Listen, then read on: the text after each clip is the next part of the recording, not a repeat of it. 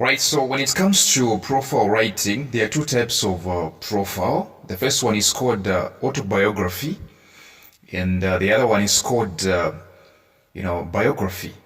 Autobiography is whereby, the person writes about themselves. All right, the person writes about themselves. That's what we call autobiography. That's why which means self. Yes, the writer writes about himself or herself. Biography is whereby somebody writes about you, right? Yes, they write, your life history, yeah, whether you know more or not.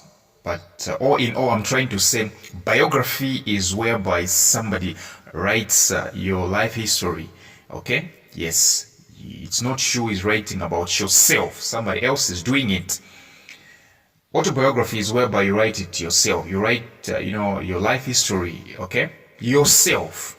Yes, so I've come to present you with this, question. It's basically on profile writing. Yes, profile writing. So let's get started, shall we?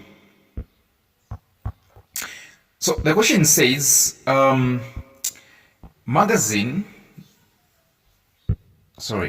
editor of your school magazine has decided to produce a special issue of the magazine in which articles and reports about the past and present history of the school will claim most space.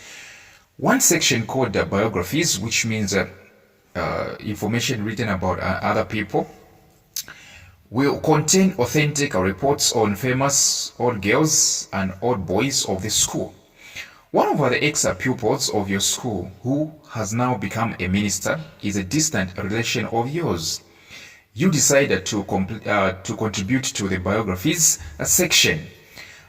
After some research, you collect the following facts about your relation's career. So what's happening in this question is that your school magazine, the editor of your school magazine, okay, wants to include a lot of biographies, all right, in his magazine. Remember, editors are the ones that decide which goes into a magazine, into an article, into a newspaper, into a brochure, into a journal. So your school magazine editor intends to include a lot of biographies, all right, in one of the sections.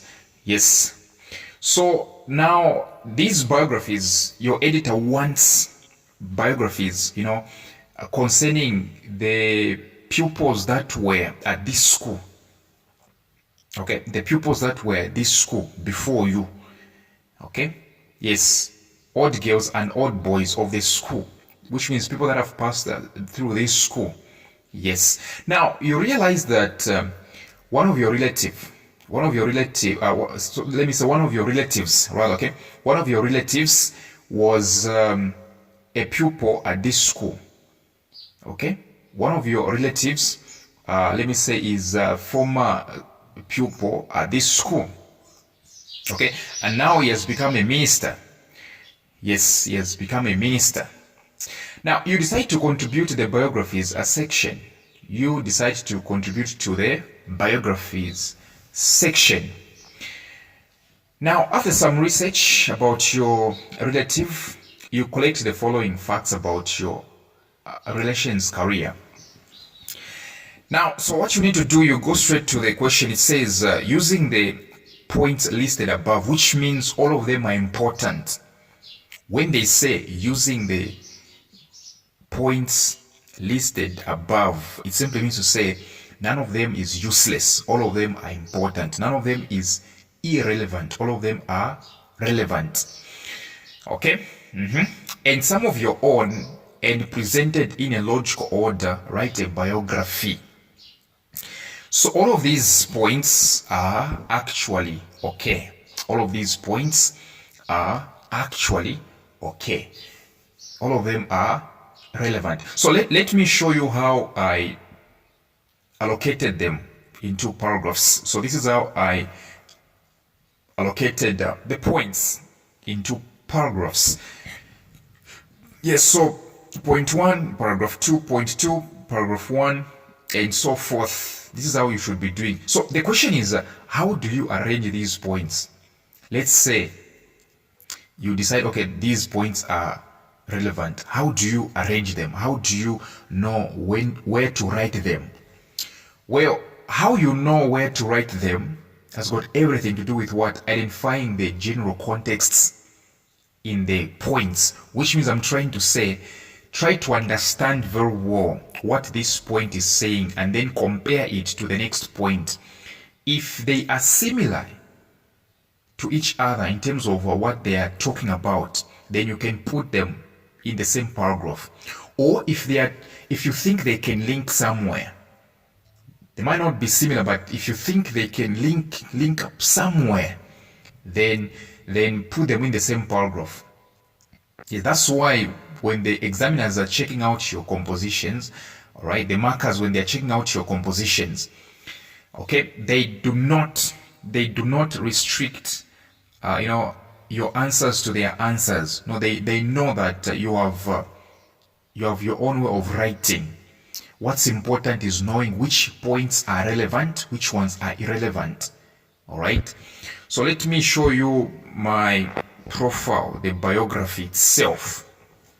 When writing the biography, even if you don't write your name, it's fine. You simply write the name. You simply write the name of the person whose life history you are trying to pour out. So in this case, this is the name that I put. Yes, this is the title. Just write the name. So let me go through, since I've shown you the points and the paragraphs where they should belong. Right, let me just go through the composition itself. Yes.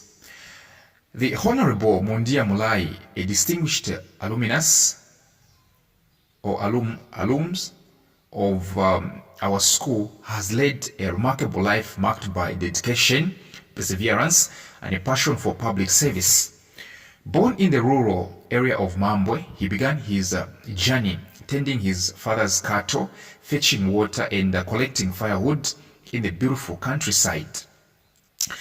Despite the challenges, he pursued his primary education in Mambwe and later attended the renowned Lua Missionary School in Mbala for his secondary education. The minister's career path was not without its twists and turns. He initially worked as a clerk in the remote council offices of Kawambwa district, but soon realized it wasn't the right fit.